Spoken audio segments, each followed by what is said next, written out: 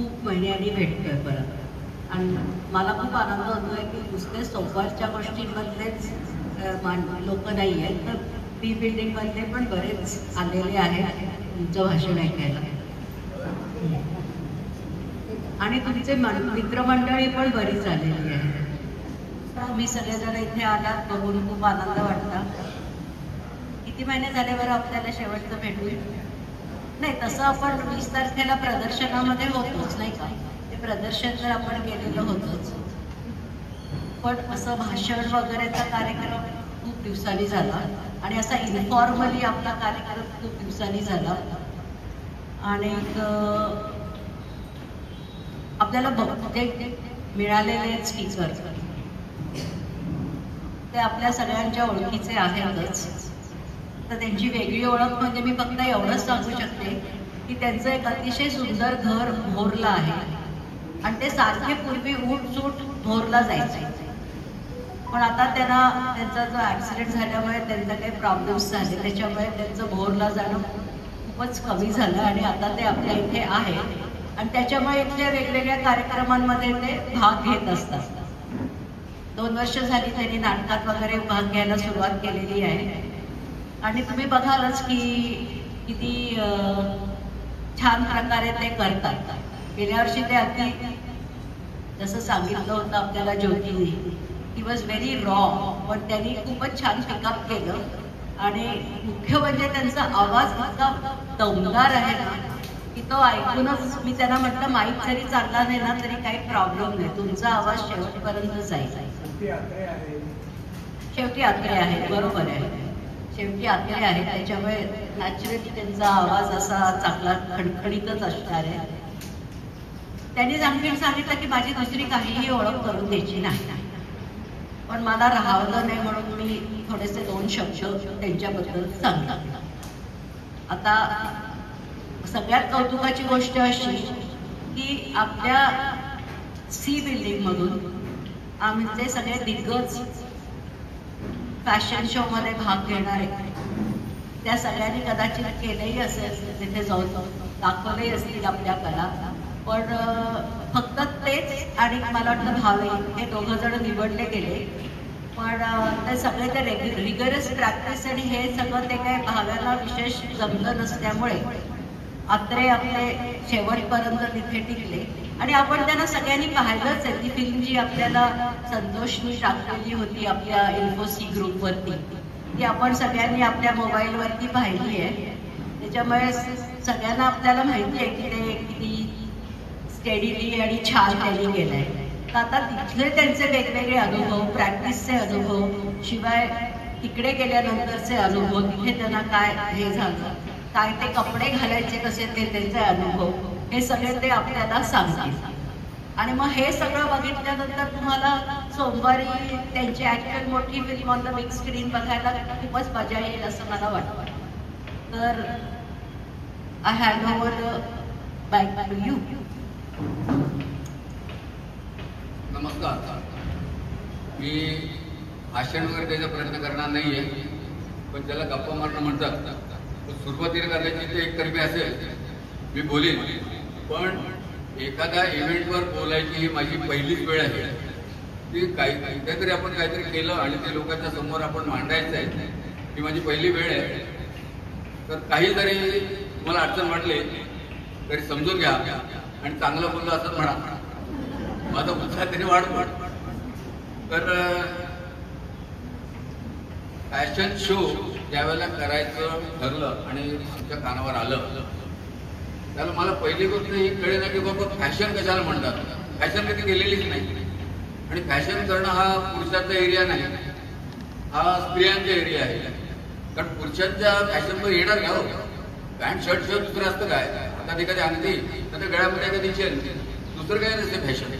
आणि पूर्वी काही लोकांचं बघून काहीतरी भाया कमी करायच्या, शम्मी कपूर त्या स्टाईलमध्ये राहायचा, कधी देवादेवी त्या टाईपची टोपी घालायची, राजेश खन्नाची त्या टाईपची काय घालायची, एवढीच फॅशन आहे. पण स्त्रियांना फॅशन करायला भरपूर वाव असतो आणि त्या ग्रेसफुली प्रेझेंट पण करतात. पुरुषांना तेवढं करणं अवघड आहे, कारण त्यांच्याकडे तेवढं काय पोटेन्शियल पण नाहीये आणि प्रेझेंट करून दाखवायचं काय हा मुद्दा येतो. तर आता हे ज्या वेळेला फॅशन शो 17 तारखेला आमचा, मी मधून या गोष्टींकडे बघणार आहे, डायरेक्ट त्याच्याशिवाय पुढे जाता येणार नाही. 17 सप्टेंबरला हा फॅशन शो मुंबईच्या ललित हॉटेलमध्ये झाला, जे की 5 स्टार हॉटेल आहे. त्या हॉटेलमध्ये असली म्हणून एक संस्था आहे, म्हणजे association of senior living India ही जी संस्था आहे, त्या संस्थेचे सध्याचे अध्यक्ष आहेत ते शशांक परंतरे. तर शशांक परंतरेंचा जे स्पॉन्सरशिप ज्या होत्या ह्या कार्यक्रमासाठी त्याच्यामध्ये मेजर पार्ट होता. त्यामुळे कदाचित आता सिनियर सिटीजन लोकांचा फॅशन शो ठेवला गेला असेल. पण हा फॅशन शो ज्यावेळेला ठेवला गेला त्यावेळेला सगळीकडे आपल्याकडे जसं जसं लोकांना कळायला लागलं की फॅशन शो आहे, तर आमची प्रॅक्टिस चालू असताना सगळे लोक येऊन बघत होते काहीतरी काय चाललंय नक्की. कारण आतमध्ये जे होते त्यांनाच माहिती नव्हतं की नक्की काय चाललंय, तर बाहेरच्यांना ती कल्पना येणंच कठीण आहे. तर आम्हाला ही कल्पना नव्हती की बाबा फॅशन शो म्हणजे काय. तर माझ्या डोक्यात एकच आलं म्हणजे मग फॅशन म्हणजे स्वतःला उत्तम रीतीने लोकांसमोर प्रेझेंट करणं, आणि त्याच्यामध्ये मी स्वतः जी कोण असेल व्यक्ती ती रुबाबदार आईदार दिसली पाहिजे. तर हे आहे प्रेझेंट करणं. आता हे सगळं प्रेझेंट करायचं होतं म्हणून हा फॅशन शो अरेंज केला गेला. त्याचं 17 तारखेला आपल्याकडे एक इन्फोर मेसेज आला की ज्यांना भाग घ्यायचा त्यांनी रजिस्ट्रेशन करा. हे रजिस्ट्रेशन करायला सुरुवात झाल्यानंतर 19 तारखेला त्याचं सिलेक्शन होतं. सिलेक्शनसाठी भरपूर लोकांनी नावं दिली होती, लोक पण आलेले होते. त्याच्या आधी एक ऑनलाईन शो झाला होता, चर्चा झाली होती. पण मेन सिलेक्शन आहे 19 तारखेला झालं. आता सिलेक्शन करणार कोण आम्हाला त्याने काय कल्पना नाही. एकदा छोटासा एक्सपिरियन्स म्हणून आम्ही, मी मिस्टर भावे आणि डॉक्टर राजाध्यक्ष वसुधा असे गोडबोले फ्री बिल्डिंगचे मिस्टर असे सगळे आम्ही लोक आलेले होतो. आणि जे काही व्हिडिओ त्यांनी पाठवले होते ते बघितलं, त्याप्रमाणे आम्ही चालायचा प्रयत्न केला. पण नेहमीचं चालणं ते चालणं काही जुळत नव्हतं. त्याच्यानंतर मग ही जेव्हा 19 तारखेची वेळ आली, सिलेक्शन झालं. सिलेक्शन झाल्यानंतर त्यांना विचारलं की बाबा आता मॅडम प्रॅक्टिस कधीपासून नाही म्हटली, प्रॅक्टिस आत्तापासूनच. मी फक्त 7 दिवस इथे आहे, मला 7 दिवसात तुम्हाला जेवढं शिकवायचं तेवढं मी शिकवणार आहे. त्याच्यानंतर मी इथे नाही, तुमचं तुम्हाला करायचं आहे आणि तो शो तुम्हाला तिथे करायचा आहे. तर त्याप्रमाणे आमचं शिकवणं त्या मॅडमकडे चालू आहे. आता ह्या कोण मॅडम? त्यांचं नाव आहे प्रोफेसर शिल्पी चौधरी. त्या ज्या आहे, हा शब्द मी 10 वेळा ऐकला आहे, आउट कॉन्शियर फॅशन डिझायनर. हा शब्दच मी इतका आवड होता की फॅशन शो करणं सोपं आहे, पण ती काय आहे हे सांगणं आवड होतं. तेव्हा तिला विचारले बाबा हे काय आहे, त्याचा अर्थ काय आहे, तुम्ही कोण आहात नक्की?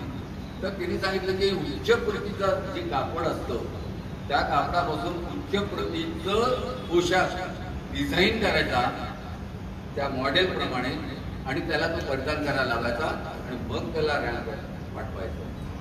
तर अशी ही व्यक्ती आहे, ही राष्ट्रीय आणि आंतरराष्ट्रीय फेमस असलेली शिल्पी चौधरी आहे. जेव्हा आमचं सिलेक्शन झालं आणि प्रॅक्टिसला सुरुवात झाली तर त्यावेळेला तिने पहिलेच सांगितलं, सगळे सिनियर सिटीजन ती म्हणली की मी तुम्हाला बॉईज आणि गर्ल्स असंच म्हणणार आहे. तर हे ज्यावेळेला म्हणणार त्यावेळेला तुम्ही बरोबर काम करू शकणार, तुम्ही तुमचं वय करून जाणार. त्यामुळे मी तुम्हाला असंच हाक मारणार आहे की बॉईज आणि गर्ल्स.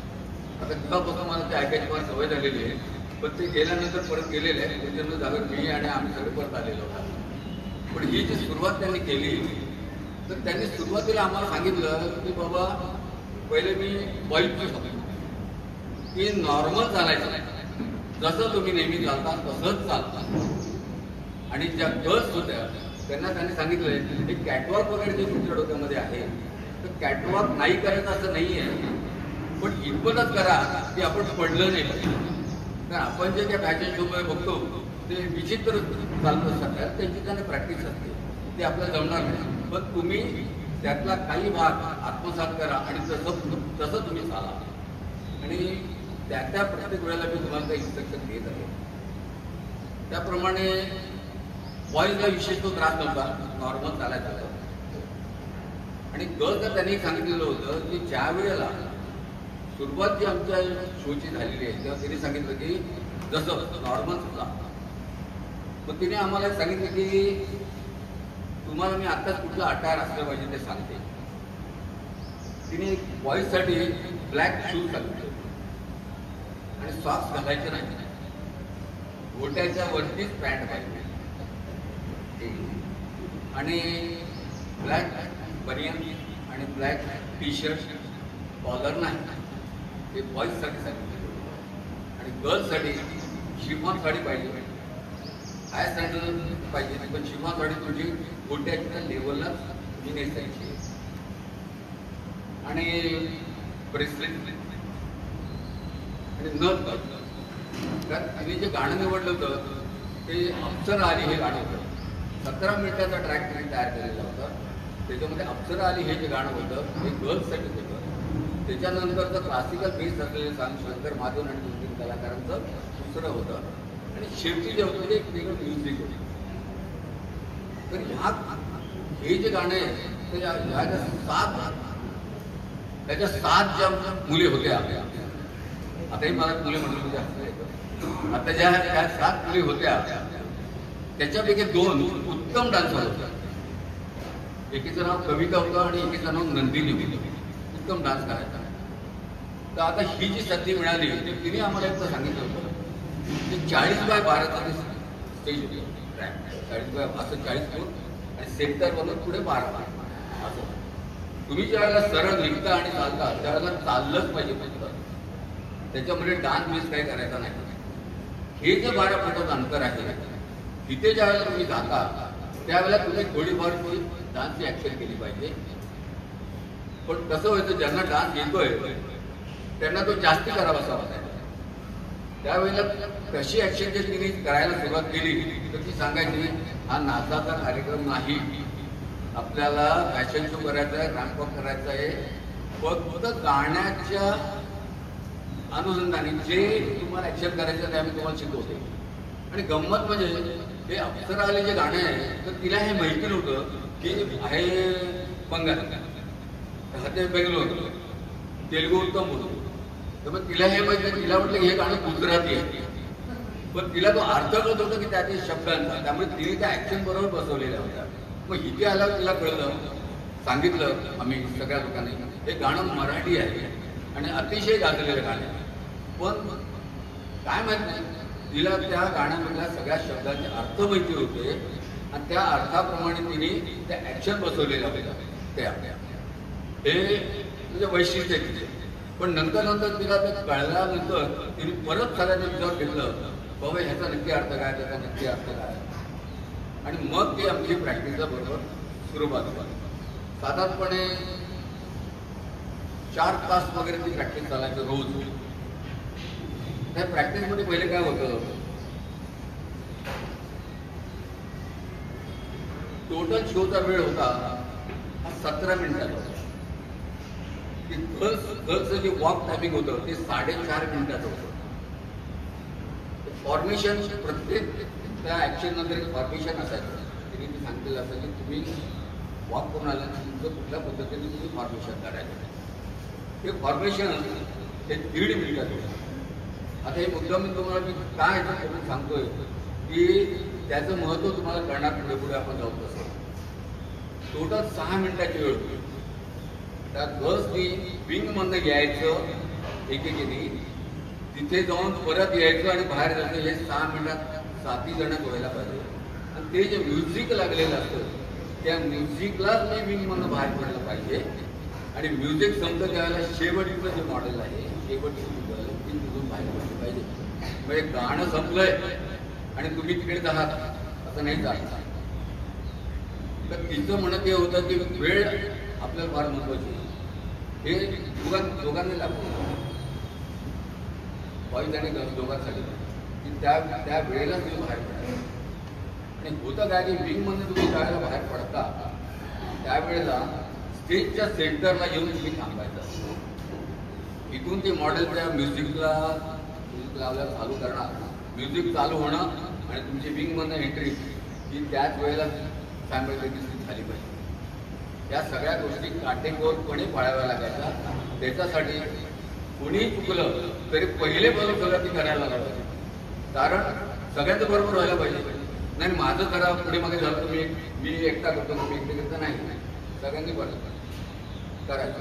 त्यामुळे हे कुठलं गेलं तर ते जे ती जी व्यक्ती आहे ती विंग म्हणून त्या म्युझिकच्या वेळेला बरोबर बाहेर पडणार, सेंटरला येऊन थांबणार. तो पुढे 12 मिनिटाचा रॅम्प जातो. सेंटरला आल्यानंतर तिचे पोच ती दिलेली असते त्या मॉडेलने. ती पोच तिने सांगितलेली होती तुम्ही काय नाही. त्याच्यानंतर ते 5-6 पावलं पुढे चालणार आणि दुसरी पोच देणार.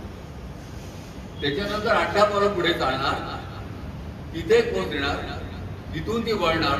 प्रत्येक वेळेला डाव्या बाजूनेच वळायचं आपल्याला, उजव्या बाजूने नाही. जर उजव्या बाजूने कोणी पहिले असंच होतं की आम्ही तुझ्या बाजूने वळायचं, अरे हे बरोबर नाही, परत ते सगळं करावं लागायचं, कारण त्या वेळेत ते बसलेलं. आणि मग आमचा एकमेकावर चेक असणार ना, तर काय करतो आपलं सगळं परत करावं लागतं. तर ते सगळे लोक त्यावेळेला ते डाव्या बाजूनेच वळायचं आहे. आणि परत येताना ज्या ठिकाणी सेंटरला 12 पर्यंत आपल्याला थांबलेले असलेले मॉडेल तिथे येऊन एक शेवटची ॲक्शन करायची आणि मग तिथे जायचं. तर गर्ल्सचा जो भाग होता त्यावेळेला ती इकडून निघून तिथे जाऊन परत येणार. तर ती त्यावेळेला पहिली आलेली जी व्यक्ती होती मॉडेल ती स्टेजच्या एकदम कोपऱ्यावर जाणार. दुसरी आलेली व्यक्ती ती या बाजूला जाणार, म्हणजे अल्टरनेट तिकडे जाणार.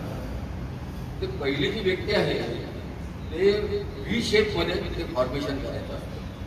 ते बॉईज आणि गर्ल्ससाठी दोघांसाठी सारखं व्ही फॉर्मेशन करायचं.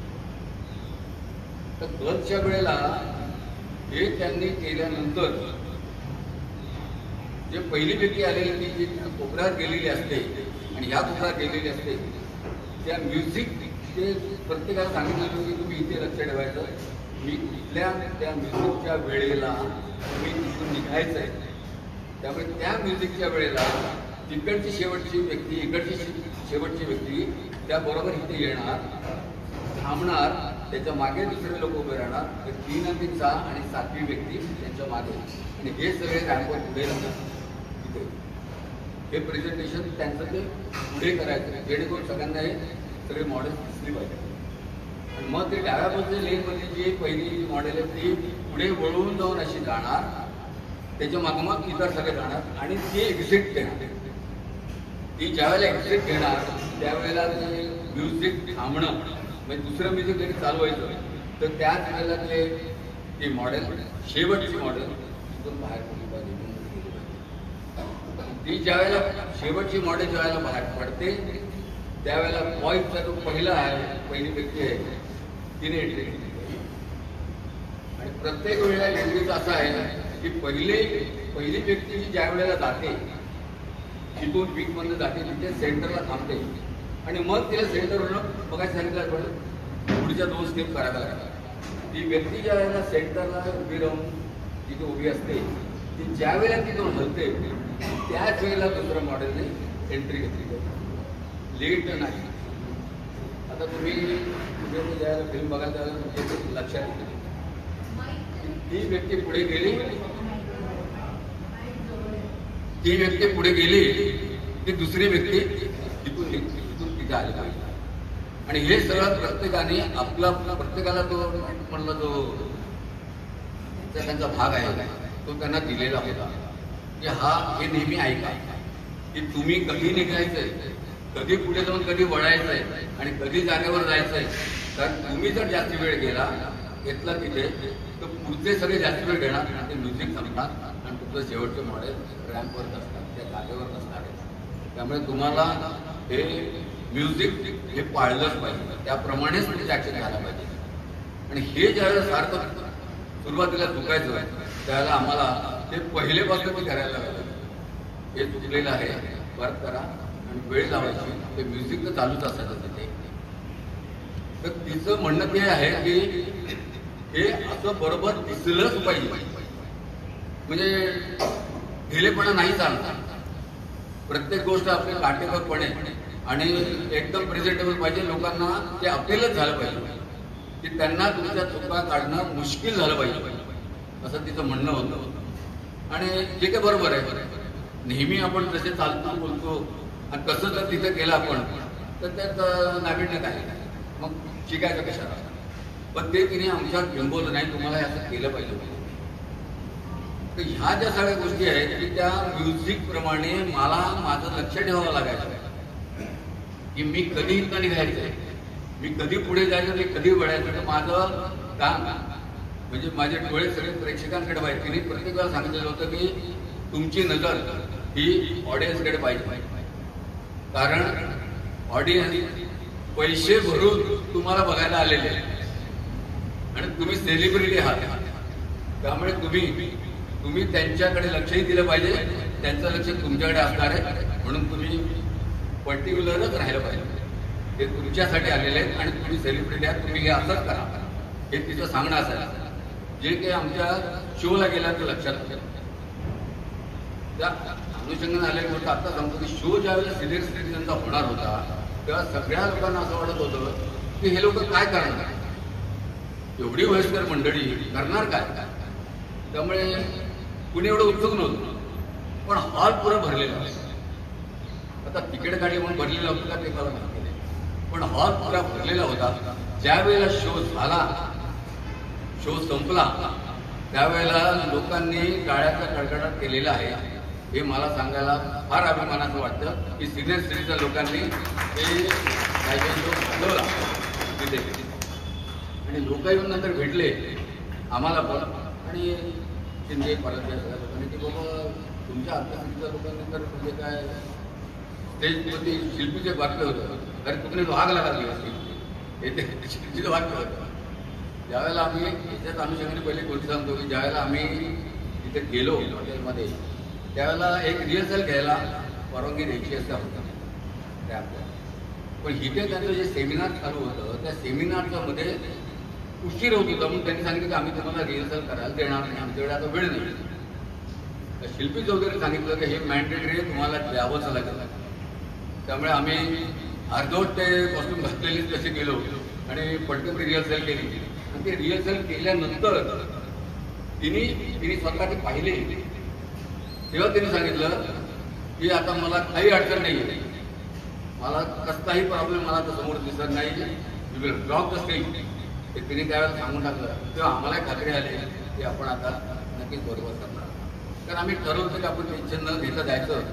कारण टेन्शन कोणाला असतं, जे नेहमी असं काहीतरी करत असतात त्यांना टेन्शन असते कारण आज माझ्या टीम बरोबर होईल का नाही. आमची पहिलीच वेळ ती चुकते नाही चुकते, जी काय प्रॅक्टिस केलेली ती तिथे जाऊन करायचं आपल्याला. फक्त डोक्यात एकाचं की नाही बरोबर करायचं. एवढी प्रॅक्टिस आपण केलेली आपल्याला करून घेतलेली आहे तर आपण ती केली पाहिजे.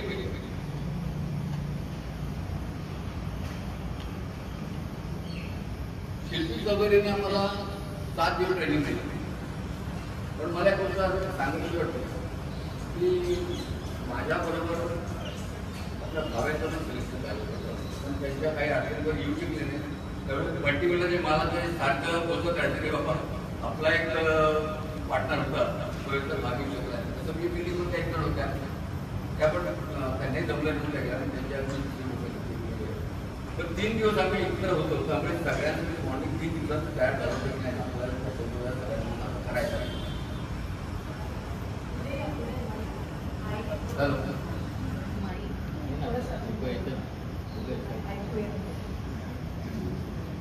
आता येते काय हे आम्ही जिथे प्रॅक्टिस केली ते 40 बाय 12चं जे स्टेज होतं ते शिल्पी चौधरीला सांगितलेलं होतं. मग तिने ते सांगितलं आणि किरण शिंदे आणि आपले आर्य यांनी ते आखलं. त्याप्रमाणे आम्ही प्रॅक्टिस करायचो. आता ते फॉर्मेशन जे मी तुम्हाला सांगितलं त्या जागा पण आम्ही मार्क करून ठेवलेल्या होत्या. रोज त्याप्रमाणे आम्ही ते तशी प्रॅक्टिस करायचो. पण झालं काय, ज्यावेळेला आम्ही हॉटेलमध्ये गेलो ती जी जागा पाहिली ती जागा कमी होती ह्याच्यापेक्षा. आणि आम्ही प्लेन या सरफेसवर यायचो. आपल्या ह्या ज्या लाटा लावलेल्या आहेत त्याच्याप्रमाणे आम्ही येतो. तो रॅम्प काय तयार केलेला नव्हता इथे आपण कसे येतो. तिथे 4 स्टेप चढायच्या. स्टेजवर जायला 4 स्टेप चढायच्या. आता आम्हालाही सवय नाही असं करायचं नाही, पण असं असू शकतं असं त्यांनी सांगितलं. म्हणून आम्ही इथे अशी प्रॅक्टिस केली होती की त्या पायऱ्यांचं जे मेजरमेंट आहे त्या मेजरमेंटमध्ये गर्ल्स एका बाजूने ज्या वेळेला एक्झिट होतात त्याच वेळेला बॉयज इकडून जायचं ही प्रॅक्टिस आम्ही केली. पण ती प्लेन झाली आणि इथे नेमके स्टेप आहे. पण तरी सुद्धा ते रिहर्सल करताना आमच्या लक्षात आलं की आता आपण काय काळजी घेतली पाहिजे. पण काही अडचण आली तिथून चढायला काही अडचण आली. पहिलं असं वाटलं की इथे विंग असणार आहे त्यामुळे एंट्री, पण तसं नाही झालं. आम्हाला खाली उभं राहावं लागायचं. प्रत्येक व्यक्ती ती वरती पुढे जायची. ती तिथे जाऊन सेंटर जेव्हा जायची त्यावेळेला दुसरं मॉडेल पण ते थांबायचं. पण तिथे आम्हाला काही अडचण आली नाही. ही जे फॉर्मेशन मी तुम्हाला सांगितलं की ते व्ही फॉर्मेशन होतं तसं एक स्ट्रेट लाईनचं पण एक फॉर्मेशन. आता तुम्हाला मग मी सांगितलं की बघ तो जो 12 फुटाचा जो पट्टा होता तोच फक्त तुम्हाला डान्स करण्यासाठी आहे, पण नॉट एक्झॅक्टली डान्स. तर त्या डान्समध्ये ज्या ॲक्शन असतात तेवढ्याच तुम्हाला करायच्या, पण तुमचं सगळं लक्ष हे तुमच्या वॉककडेच पाहिजे, रॅम्पवॉककडे पाहिजे.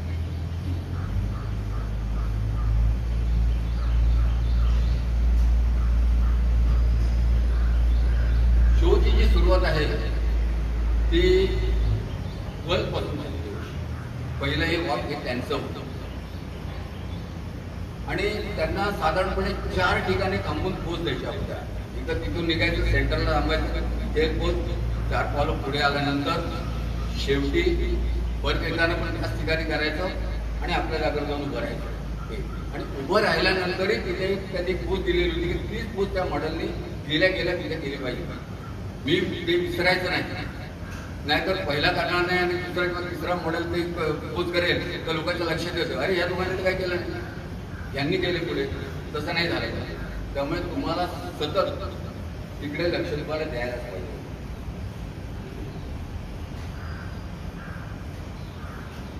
आणि इथे हे जे व्ही फॉर्मेशन झाल्यानंतर हे आम्ही शेवट बॉईजचं वॉक पण झालं, म्हणजे पहिले गर्ल्सचं वॉक झालं, बॉईजचं वॉक झालं. नंतर मग जी पहिले त्यांनी एक्झिट घेतलेली होती, पहिल्यांदा गर्ल्सने एक्झिट घेतलेली होती, मग बॉईजनी त्यांचं संपूर्ण 7 जणांचं ज्या वेळेला रॅम्प वॉक झाला आणि आपल्या जागेवरती जाऊन उभे राहिले त्यावेळेला व्ही शेप न करता त्यावेळेला स्ट्रेट लाईनमध्ये सगळे उभे राहिलेले होते आणि त्यांना जी पोच दिली होती त्याप्रमाणे उभे होते. जेव्हा शेवटचा मॉडेल हे शेवटी जाऊन उभं राहणार होतं त्याच वेळेला ते म्युझिक चेंज होणार होतं आणि त्या तिकडचा फर्स्ट जे मॉडेल होता त्यांनी त्यावेळेला तिथून विंगमध्ये एंट्री घ्यायची आणि तिथे येऊन थांबायचं. म्हणजे ती स्ट्रेट लाईन तयार झाली गर्ल्स आणि बॉईज. ठीक आहे, पण हे एक्झॅक्टली त्या म्युझिकप्रमाणेच व्हायला पाहिजे, पुढे मागे नाही. तर तसं ते झाल्यानंतर ज्यावेळेला म्युझिक थांबतं, चेंज होतं, त्यावेळेला पहिली पेअर या सगळ्या बाजूला गर्ल्स या बाजूला बॉईज ते दोघं जण असे एकत्र जवळ येतात आणि मग ते त्यांची जे डान्स ॲक्शन जी आहे त्या दोघांची मिळून पहिले इंडिव्हिज्युअली केलेली होती, नंतर एक पेअर डान्स होता. दोघांनी मिळून त्या सेंटरला यायचं असं एकत्र आणि पुढे जायचं आणि ती ॲक्शन करायची, परत तिथे यायचं आणि आपल्या बाजूला जायचं. जो पहिला येत होता, पहिल्या व्ही फॉर्मेशनला जो पहिला येत होता तो जवळ थांबत होता स्टेजच्या. आता पहिला जो आलेला आहे तो शेवटी झाला.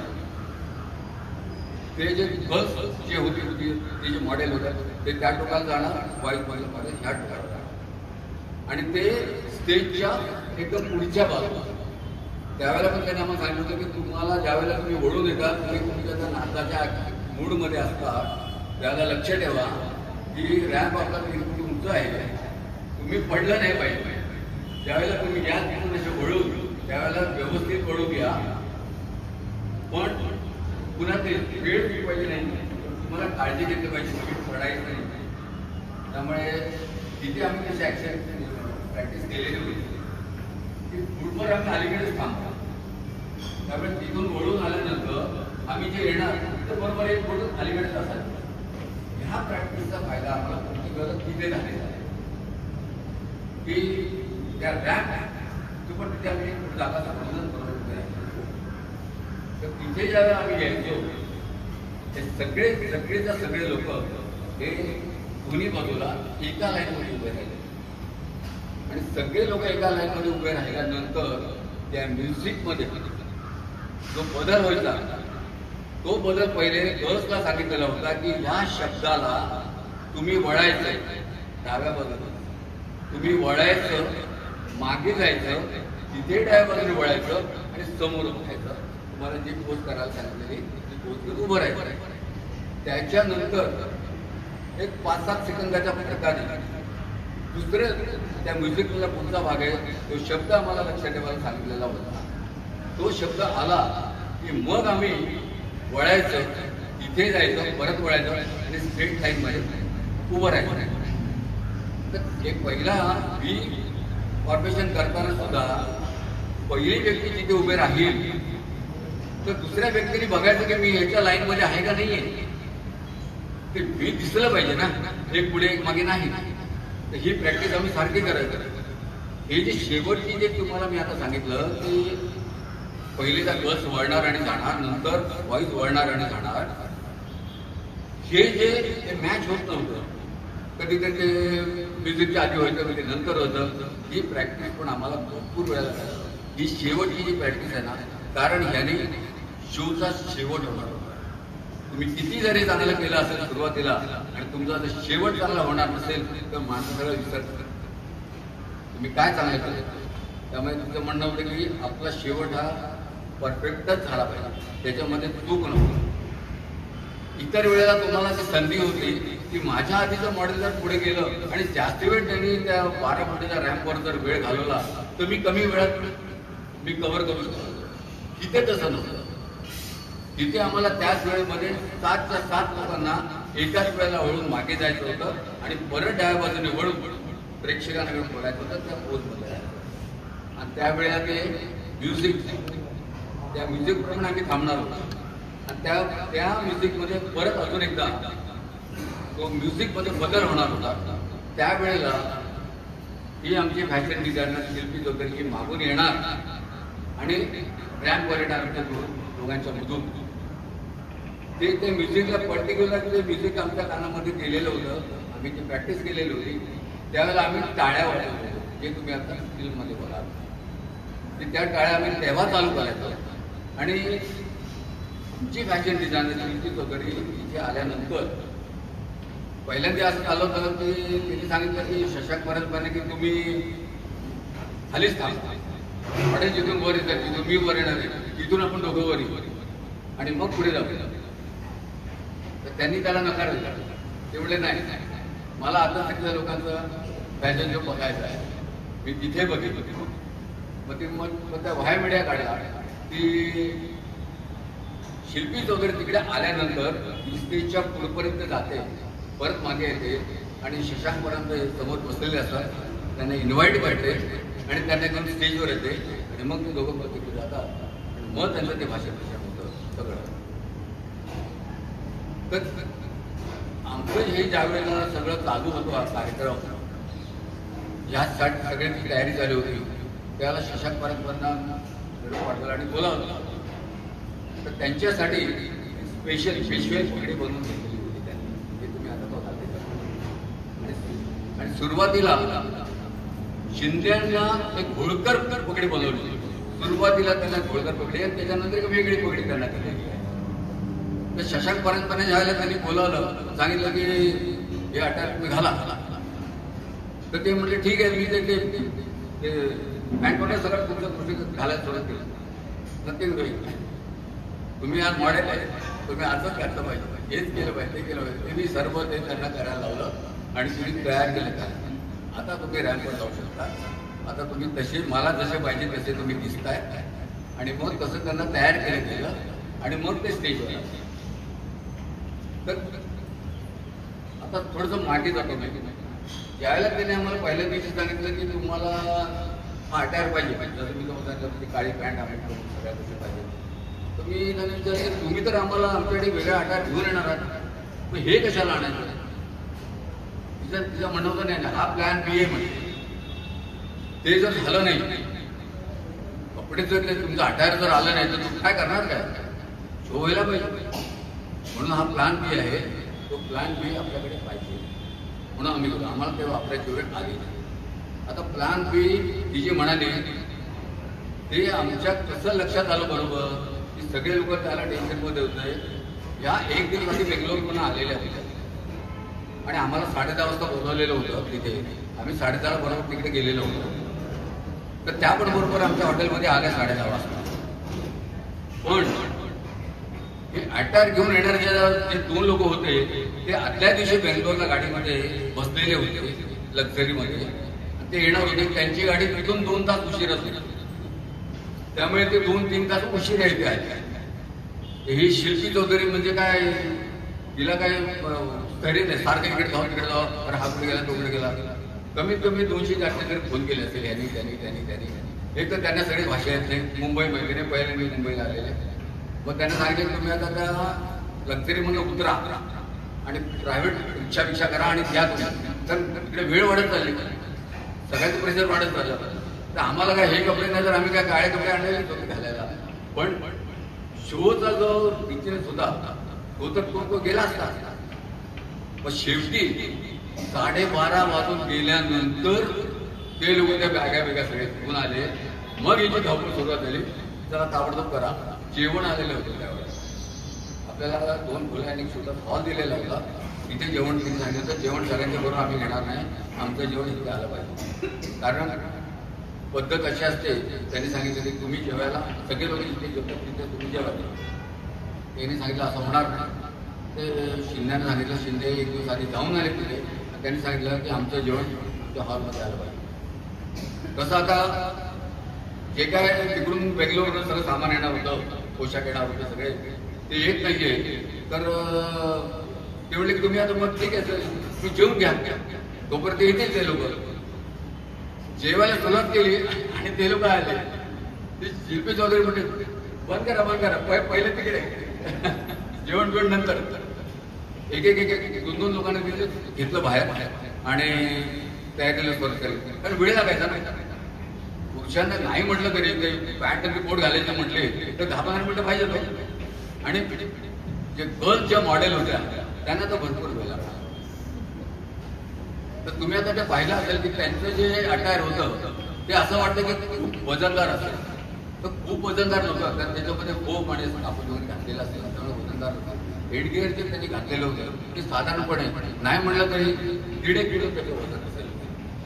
तर 1.5 किलो वजन ते डोक्यावर घ्यायचं आणि शो संपूर्ण करायचा इतकं काही सोपं नाही. आणि या एज कधीही केलेलं नाही. त्यामुळे त्यांनी सांगितलं 2 लोकांनी पहिले इकडे या तयार व्हा, मग जेवा. म्हणजे ते सामान आल्यानंतर जेवण राहिलं बाजूला. तेवढ्यात तिकडून त्यांनी सांगितलं की आम्हाला रिहर्सलला वेळ पाहिजे आहे, तर तो तुम्ही दिला पाहिजे.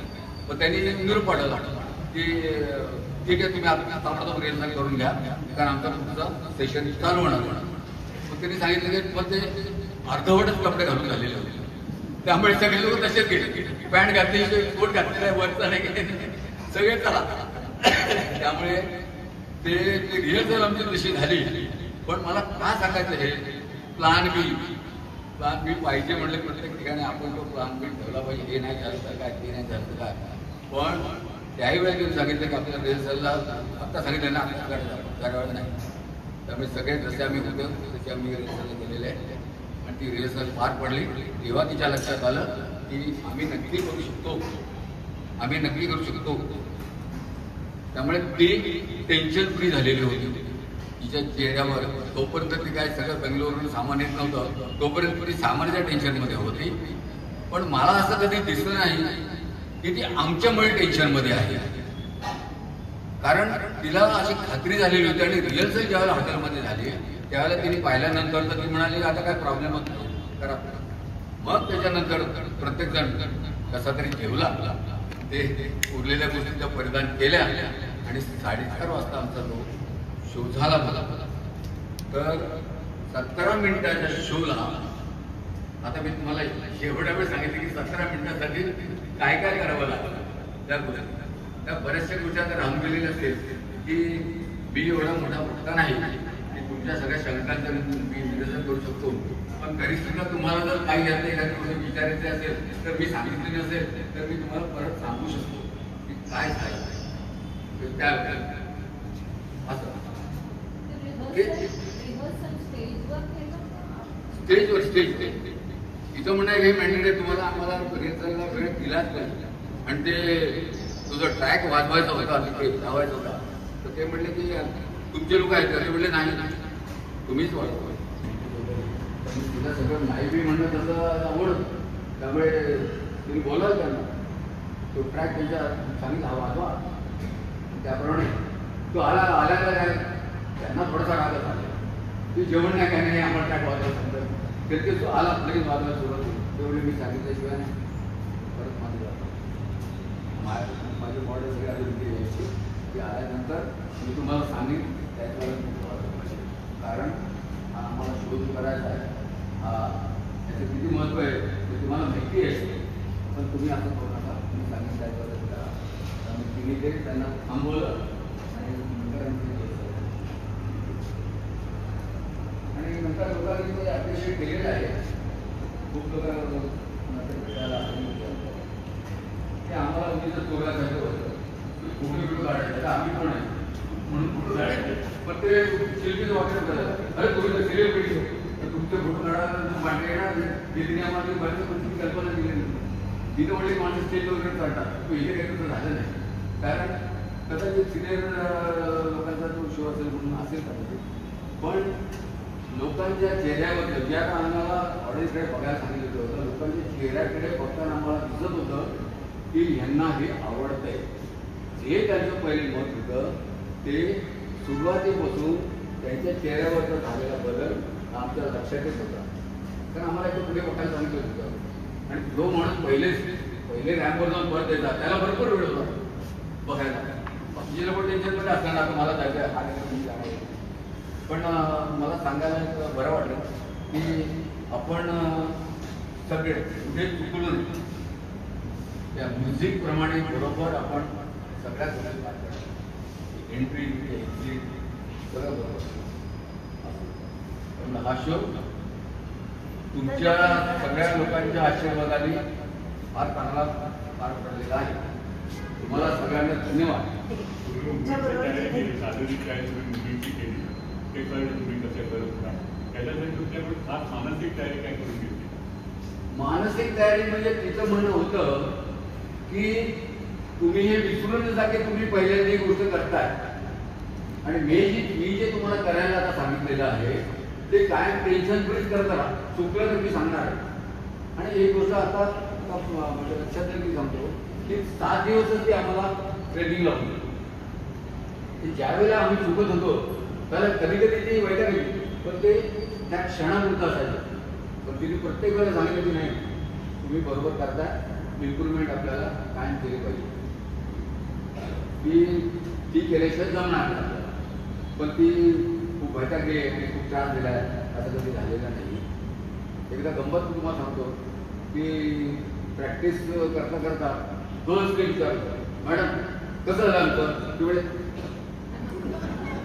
मग त्यांना तर वाटलं त्यांना आपलं असं केलं त्या बॉईज तर नक्कीच असं करतात तुम्ही बॉईज अरे ऑलवेज बॉईज तर नकोच झाले सगळे असं करायला. पण हे एनकरिंग तुम्हाला सारखं ते तुम्हाला सारखं प्रोत्साहन द्यायचं जे असतं ना ते ती सारखं करायचं. त्यामुळे या गोष्टी सोप्या केल्या करायला आणि बरोबर मी माझं तर नक्की सांगू शकतो मी काही ते टेन्शन घेतलं नव्हतं पण बॅक ऑफ द माइंड असं असायचं की मला आता जायचंय मला आता जायचंय अरे म्युझिक कुठले हे कुठले ते कुठले सारखं ते तुम्हाला अटेंटिव्ह व्हायलाच पाहिजे.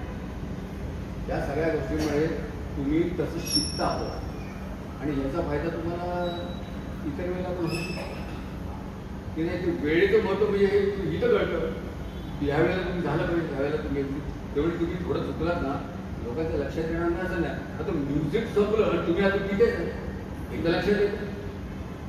पण त्या 17 मिनिटाच्या ॲक्च्युली 14 मिनिटाच्या नंतर ती 3 मिनिटं होते. पण ते सगळं बरोबर झालं. त्यामुळे आम्हालाही आनंद वाटला ते सगळं करताना. असं का मानसिक तयारीचं जे तुम्ही म्हणता ना ते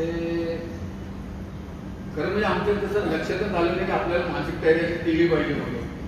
तर जे आम्ही गेलो काही कळत काहीच नाही ना. मग आपण चुकलं तर काय होईल, हे मॉडेल कसे चुकतात ते कसं बरोबर येतात हे डोक्यातच नाही. मला असं चालायला लागलं तर मी चालायचं, मला तिकडे जाऊन उभं राहायचं अशी पण घ्यायची घ्यायची. फक्त ती बरोबर घ्यायची, तुम्ही बरोबर घ्यायची का नाही हे ती बघत होतो. पहिल्या 7 दिवसामध्ये तिने सगळ्यांकडे लक्ष देऊन सगळ्यांचे जे काय मायनस पॉईंट आहे ते दाखवले. आणि आम्हाला कोणाला नाचाचा काही संबंधच नाही होत. शेवटी जुमणी मला नाट्यामध्ये 2 खिडक्या घेणारा वेळ एवढं होतं, बाकी नाचाचा काही संबंधच नाही. मग इथे आमच्याकडे ज्या पहिले सुरुवातीला तिने ॲक्शन सांगितलं की तुम्ही ह्या ॲक्शन करा आणि दिल्या पाहिजे, पुढे काय केलेलं नाही आहे त्या सगळ्या गोष्टी. ते नंदिनी आणि कमी ह्या दोघी ज्या होत्या आणि शिंदे गोष्ट आपण पाहिले तर ही जबाबदारी जी आहे ती लोकांना नाच शिकवायची. नाच म्हणजे त्या ब्रँड ऑफ करता करता जी करायचे ती शिकवायची जबाबदारी, शिकवी जबाबदारी म्हणजे कविता, नंदिनी आणि शिंगांवरची. त्यामुळे जे काय आम्ही हात हलवलेले आहे वेगळ्या तिघांच्या वेळी हलवलेले आहे आधारवाडीने चेक केलं होतं आणि तिने हे सांगितलं तुमचा नाच बघायला कोणी आलेलं नाही, तुम्ही कसलीही ॲक्शन करा. ती मुबारकाने शिल्पी जबाबदारीने पहिल्या दिवशी केली होती. तुम्ही डान्सर नाही आणि आपला डान्सर शो नाही. त्यामुळे तुम्ही कसे हातवारे करताय, चुकताय काय, हा हात वर गेला तो हात खाली गेला, बरोबर मॅच झालं नाहीये, दिसायला झालं दिसलं नाही, त्याच्यावर लक्ष देऊ नका. तुम्ही नाचासाठी नाही आले, तुम्ही बँकॉक करायला पाहिजे, फॅशन शो आहे तो पण सिनियर लोकांचा आहे. त्यामुळे नाचला महत्त्व नाही म्हणून त्यांनी त्या दोन्ही गट आपण सांगितलं की नाच नाही, आवश्यक आहे तेवढंच नाचायचं, बाकी सगळं लक्ष तुमचं वाटलं पाहिजे.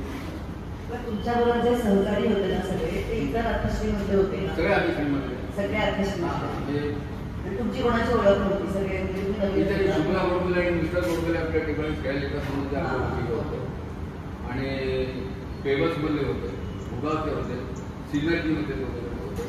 ते सिनर्जीमध्ये होते ते शुभ्रा चालत पहिले सुरुवातीला 7 दिवस इथे थांबले, रोज येते प्रॅक्टिसला.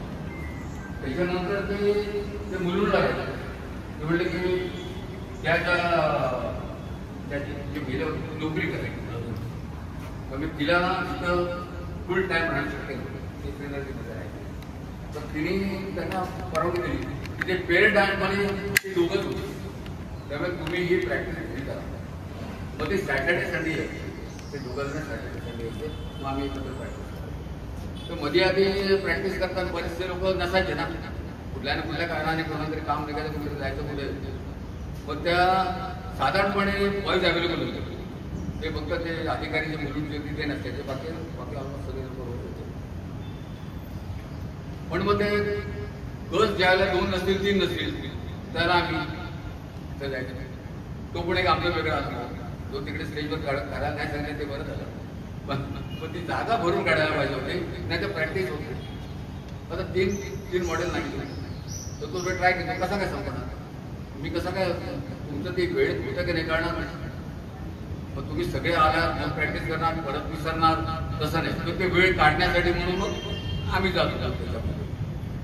आणि हे सगळं म्हणजे मला आवर्जून सांगायचं गोष्ट म्हणजे ही जी आमची व्यवस्था इथे केली चांगली ती आपल्या शिंदे आले. आणि म्युझिक लावणं जे होतं काम हे जयवंतनी पहिले दिवसापासून व्यवस्थित केलेले, अगदी व्यवस्थित. त्यांनी सगळ्यांना त्या ट्रॅक मधला तुमचा कुठला भाग आहे हा सुद्धा काढून दिला आहे. की टोटल ट्रॅक बघत ऐकत असताना या इतके मिनिट इतक्या सेकंदाला तुमचा वाजणार आहे, मॉडेल नंबर 2, 3, 4 असं त्यांनी सगळं करून दिलेलं आहे सगळ्यांना. त्यामुळे सगळ्या लोकांना पण तो इंटरेस्ट होता, सगळ्यांनी ते पाहिलं जयवंती पण लिहित आहे. लक्ष्मण आणि गणेश हे बाकीच्या सगळ्या गोष्टी ॲडमिट करायला यायचे आणि कुठलाही दिवस आम्हाला नाश्ता लेट झाला असं झालेलं नाही. फार काळजी घ्यायची आम्ही. त्यामुळे ते आम्ही पण वाट बघत होतो प्रॅक्टिकली की आता नाश्त्याची वेळ कधी होती. पण नाश्त्याची वेळ झाल्यानंतर घरी नाही परत प्रॅक्टिस मगच जायचं. आणि तिने सांगितलेलं होतं की मी 7 दिवस झाल्या तर मी जाणार आहे बँगलोरला, मी येणार नाही आता परत, जबाबदारी तुमची आहे. मग ती जबाबदारी या 3 लोकांवर तिने टाकलेली होती. नाचासाठी नंदिनी, कविता आणि शिंदे. आणि ओव्हरऑल जे काय ज्या गोष्टीला ॲडमिनिस्ट्रेशन लागत होतं हे सगळं शिंदे बघायचं. आणि प्रत्येक दिवशी शेवटी व्हिडिओ काढला जायचा. तो व्हिडिओ प्रत्येक दिवसाचा शिल्पी चौधरीला पाठवला जायचा. आणि दुसऱ्या दिवशी सकाळी आवडतो तुमचा रिप्लाय यायचा की मॉडेल नंबर 4 हे बरोबर नाही, हे बरोबर नाही, ते बरोबर नाही, असं करा तसं करा. प्रत्येक दिवशीचा व्हिडिओ आम्ही त्यांना पाठवतो. आणि हे सगळे व्हिडिओ काढायचं काम हे अरे आणि जेवण करायचे, कधी लक्ष्मण करायचं. पण सगळ्या लोकांची इन्व्हॉल्वमेंट या शोमध्ये असल्यामुळे, या प्रॅक्टिसमध्ये असल्यामुळे हे व्यवस्थित होऊ शकतं. तुम्ही सगळ्यांचे आभार मानले, पण ज्यांची लग्न झाली आहेत म्हणजे बायको आहे, नवरा आहे, त्यांनी काय कॉन्ट्रीब्यूट केलं तुमच्या सक्सेससाठी? तुम्ही 4-4 तास ते करत ना, मग त्यांना पण त्याला पाहिजे नाही का? नाही, तुमचं बरोबर आहे की तसं बघायला गेलं तर मला वाटतं सगळ्याच्या घरी ही तक्रार कॉमन असेल. तुम्ही घरात नसता, आज नाटक आहे, तुझं पॅसेज जो आहे, तुझं गाणं आहे, कोरा डान्स आहे, सारखे बाहेर काय असं. पण आता याला कोणाकडे तसं काही उपयोगी नाही आहे.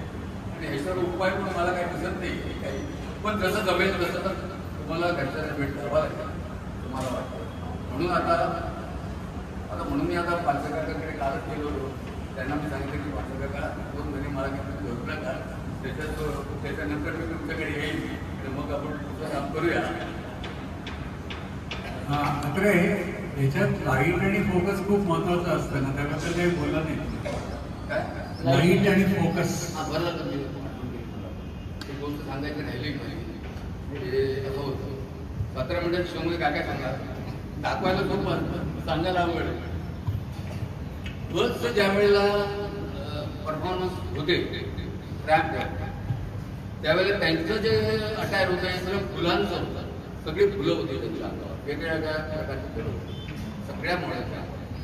त्यावेळेला LED जे मध्ये चालू होते ते सगळे फुलांचे होते.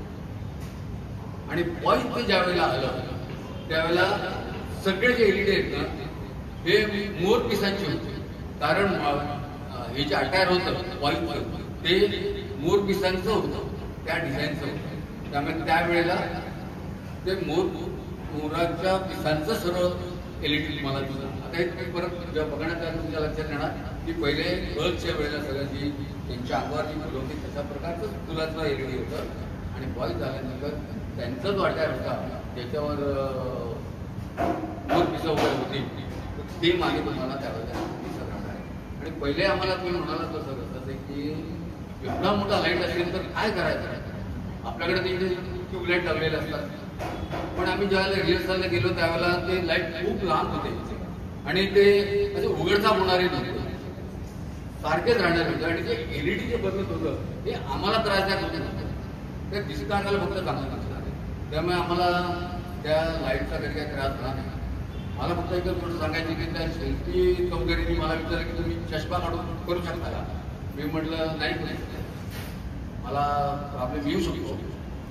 तर त्या म्हटलं ठीक आहे बघा की पडण्यापेक्षा चष्मा लावलेला चालेल. पण मी 15 दिवस प्रॅक्टिस केली, बघितलं की मला जमतंय काय. तर मला ते जमलं म्हणून मी चष्मा लावला नाही. आणि तिथे गेल्यानंतर तिने सांगितलेलं होतं की मी म्हटलं की चष्मा बरोबर ठेवेल. मला तर त्या रॅम्पवर गेल्यानंतर तर एवढं जेट दिसला सगळं आणि मला तर तसं जमलं नाही.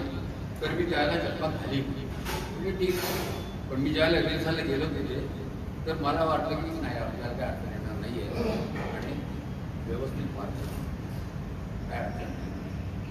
शेवटचा प्रश्न हॅलो, एवढंच मला विचारायचं आहे की हा सगळा अनुभव तुम्हाला काय शिकवून गेला?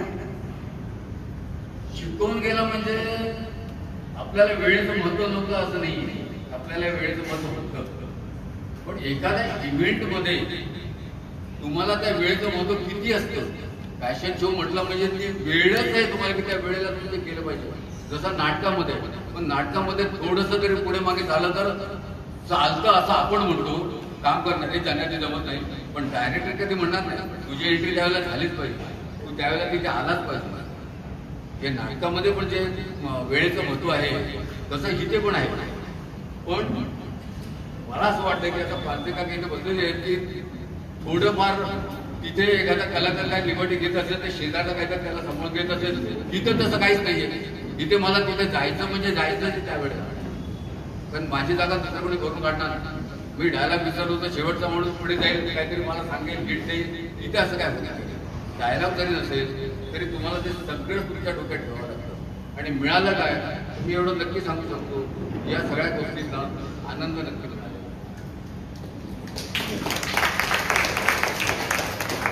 धन्यवाद दातरे सर. आताच आपण त्यांचे अनुभव ऐकले आणि लक्षात आलं की किती शिस्तीत सगळं करावं लागतं. कुठलंही काम असतं ते सगळं शिस्तीत होत असतं नाही का. म्हणजे नाटक असो, फॅशन शो, आता आपण आपल्याकडच्या फॅशन शो मध्ये मज्जा करत असतो, पण तसं नसतं ते. खरं म्हणजे किती आपण शिस्तीत करायला पाहिजे. आणि त्यांनी ते सगळं पूर्णपणे पहिल्यापासून जे सगळं सांगितलं तेव्हा मला सारखी आठवण येत होती की एकदा मी जो फॅशन शो केला होता तेव्हा काही लोकांनी मला ड्रिंक मास्टर काय काय अशी नावं ठेवलेली होती. पण जेव्हा शिल्पी चौधरींचं मी आत्ता ऐकलं तेव्हा माझ्या लक्षात आलं की मी काहीच नाही, ह्याच्याहून ती खूपच स्ट्रिक्ट होती. असो. आणि कपड्याच्या बाबतीत सुद्धा तिने ते हे सांगितलं की हे कपडे तुम्ही प्रत्येकाने घेतलेच पाहिजे आणि सगळ्यांनी तसे घेतले. ह्याचंही मला खूप कौतुक करावं असं वाटतं. कारण इथे आम्ही जेव्हा करत असतो ना त्यांना सांगितलंय असं करा तसं करा की प्रत्येक जण त्याच्यातून काहीतरी आम्हाला असंच नाही, आम्ही हे घालतच नाही, आम्ही घेणारच नाही वगैरे अशी कारणं सांगतात. तर ह्याच्या पुढे लक्षात ठेवायचं आपण की कुठलाही शो सक्सेसफुल करायचा असेल तर जसं तुम्हाला डायरेक्टर सांगत असते त्या असते किंवा असतो त्याप्रमाणे आपण करणं अतिशय इसेन्शियल असतं, तरच तो शो सक्सेसफुल होऊ शकतो. मी परत बोलायचं